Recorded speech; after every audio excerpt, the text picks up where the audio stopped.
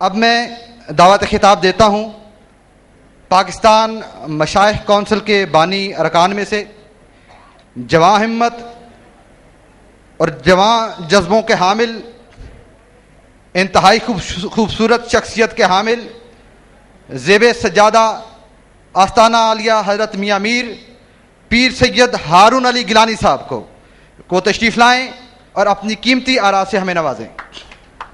بڑی معذرت کے ساتھ مشائخ عظام تشریف فرما ہیں اور پاکستان مشائخ کونسل کے پلیٹ فارم سے یہ مجھے سعادت حاصل ہو رہی ہے کہ میں چند معروضات پیش کر سکوں، اور میں بالکل آپ کے دیے گئے بات سے ہٹوں گا نہیں، لیکن حضرت اس میں ہماری اپنی کوتاہیاں ہیں۔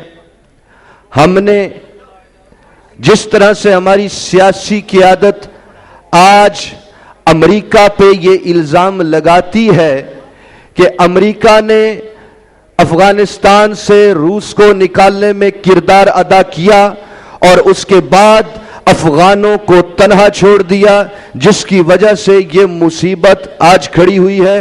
حضرت اسی طرح سے مشائخ عظام ہی وہ ہستیاں تھیں جنہوں نے تخلیق پاکستان میں کردار ادا کیا، لیکن تخلیق پاکستان ہونے کے بعد مشائخ نے قوم کی رہبری اور رہنمائی کا فریضہ شاید اس طرح سے مسلسل ایک تسلسل کے ساتھ ادا نہ کیا، تب ہم اس تکمیل پاکستان کی منزل سے دور ہوتے گئے۔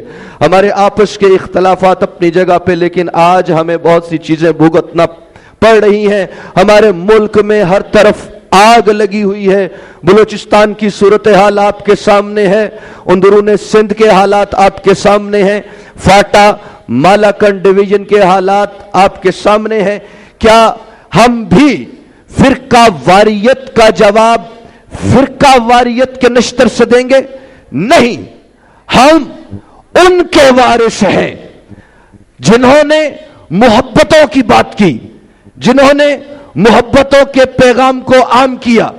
ہم ایک عالمی استعمار کی سازش کا شکار ہونے والے ایک مخصوص ٹولے کو تو نشانہ بنا سکتے ہیں، لیکن خدا را میری آج عوام کے اس جمع غفیر کے سامنے مشائخ عظام سے اپیل ہے کہ آپ نے پاکستان بناتے وقت سبز جھنڈے میں سفید پٹی کو قبول کیا، آپ نے غیر مسلم اقلیتوں کو بھی پاکستانی ہونے کا حق دیا۔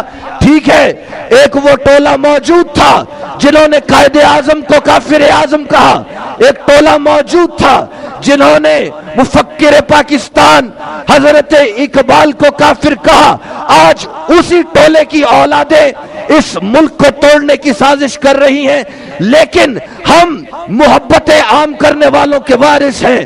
ہمیں محبت عام کرنی ہے، ہمیں یہ پیغام دینا ہے کہ تم نے سوات میں، تم نے صوبہ سرحد میں اہل سنت کے ساتھ جو سلوک کیا ہے، تم نے مشائخ کے ساتھ جو سلوک کیا ہے، تم نے پیران طریقت کی ان کی متحر قبروں سے لاشیں نکال کے باہر سولی دی ہے، تم نے مزارات اولیاء کو نابود کرنے کی سازش کی ہے، لیکن ہماری جنگ تم سے تو ہوگی، لیکن ہماری جنگ ان سے نہیں ہوگی جو ہمارے محلوں میں رہتے ہیں، جو ہمارے دیوبندی بھائی ہمارے ہمسائے میں رہتے ہیں، جو ہمارے اہل حدیث بھائی ہمارے ہمسائے میں رہتے ہیں۔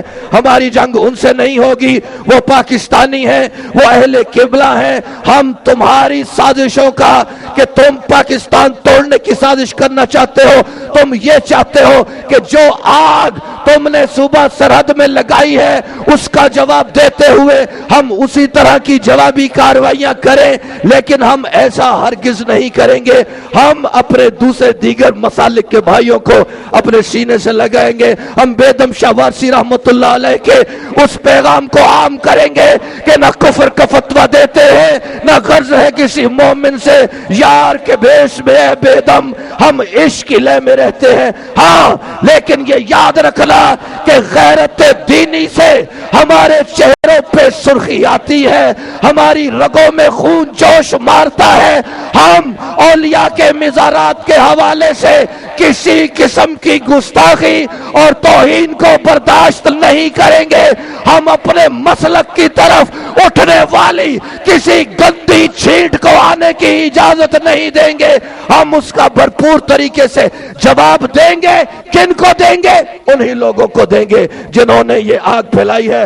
اور مشائخ عظام سے ہاتھ جوڑ کے آج ہم یہ اپیل کرتے ہیں کہ حضرت یہ ذکر و فکر ہماری سیرتوں کا زیور ہے، ہم اسے اتار کے نہیں رکھ سکتے، لیکن ہمیں حضرت اقبال کیا وہ شعر بھی ذہن میں رکھنا چاہیے کہ وہ بھی کہتا ہے کہنے والا کہ مست رکھو ذکر و فکر صبحگاہی میں اسے، پختہ تر کر دو مزاج خانقاہی میں اسے. ہم اس میں نہیں ہیں. ہمیں آج ہم خانقاہوں سے باہر نکل آئے ہیں. ہمیں کوئی یہ الزام نہیں دے سکتا کہ ہم اپنے ذکر و فکر جو ہمارا زیور ہے ہماری سیرتوں کا، ہم اسے ساتھ رکھتے ہوئے بھی ہم آج اس پہ آگے ہیں. یہ وہ یزیدی ٹولہ ہے. سب سے پہلے یزیدی ٹولے نے مسلمانوں کے گلے کاٹتے ہوئے کربلا کے میدان میں اللہ اکبر کے نعرے بلند کیے تھے. آج اسی یزیدی ٹولے کے ماننے والے جو ہیں وہ مسلمانوں کے گلے کاٹتے بھی ہیں اور ساتھ اللہ اکبر کی صدا بلند کرتے ہیں. ہم اس یزیدی ٹولے کے مقابلے میں حسینی قدموں پہ چلتے ہوئے، حسینیت کے نقش قدم پہ چلتے ہوئے، اقبال کے اس آواز پہ، حضرت اقبال کی اس آواز پہ لبیک کہتے ہیں سب کے سب یہ پیران طریقت کہ نکل کر خانقاہوں سے ادا کر رسم شبیری. ہاں ہم انشاءاللہ نکل آئے ہیں اور ہم نکلیں گے، لیکن ہم اس ملک کو کسی بھی صورت میں استعماریت کی سازشوں کا شکار نہیں ہونے دیں گے. ما علینا الا البلاغ المبین.